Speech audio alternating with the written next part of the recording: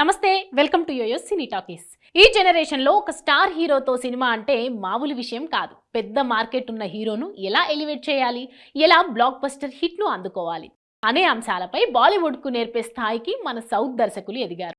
ఇందుకు ఉదాహరణ గత ఏడాది నార్త్ లో ఇండస్ట్రీ రికార్డులు సృష్టించిన యానిమల్ తీసిన సందీప్ రెడ్డి వంగ మనవాడేనని గర్వంగా చెప్పుకోవచ్చు.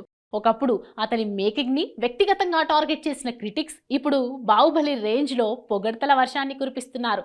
షారుఖ్ ఖాన్ కి జవాన్ రూపంలో బ్లాక్ బస్టర్ హిట్ ఇచ్చిన అట్లీ తమిళవాడు ఇప్పుడు ఏకంగా సల్మాన్ ఖాన్ నుంచి పిలుపు వస్తే ఆయనతో పాటు రజనీకాంత్ ని కలిపి మల్టీ స్టారర్ తీసే ప్రయత్నంలో ఉన్నాడు. ఇక కల్కి 2898 ఏడి దర్శకుడు నాగ్ అశ్విన్ పేరు మొన్నటి దాకా ముంబై జనాలకు తెలియదు. కానీ 4 రోజులుగా ఆ పాన్ ఇండియా మూవీ సృష్టిస్తున్న ప్రభంజనం చూసి ముక్కున వేలేసుకుంటున్నాడు. మహానటి ఎవడే సుబ్రహ్మణ్యం తీశాడని తెలుసుకొని వాటిని ఓటీటీలో చూస్తున్నారు. అంతకు ముందు పుష్ప డబ్బింగ్ వర్షనే అయినా సుకుమార్ దెబ్బకు రికార్డులు ఎగిరిపోయాయి. వీటిని రాజమౌళినే బాహుబలితో పునాది వేసింది. RRR తో పతాక స్థాయికి తీసుకెళ్లాడు. ఆస్కార్ గెలిచాక టాలీవుడ్ అనే బ్రాండ్ మీద దేశమంతా ఎనలేని గౌరవం కనిపిస్తోంది. ఒకప్పుడు రామ్ గోపాల్ వర్మ లాంటి వాళ్ళు సత్య రంగీలాతో అక్కడ బలమైన ముద్ర వేసినప్పటికే మార్కెట్ పరిధి కాండ్లని మించి పోలేదు. పైగా ఆయన తీసినవి స్ట్రైట్ సినిమాలు. కానీ ఇప్పుడు మనోళ్ళు డబ్బింగ్లతోనూ సంచలనాలు సృష్టిస్తున్నారు. అమితాబ్ బచ్చన్, రణబీర్ కపూర్, షారుఖ్ ఖాన్లను ఎలా చూపిస్తే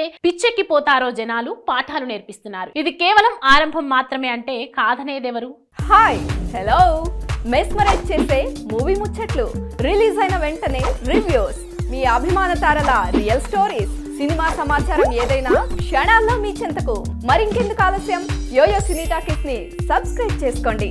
హలో హలో నోటిఫికేషన్ కోసం గంట కొట్టడం అస్సలు మర్చిపోకండి.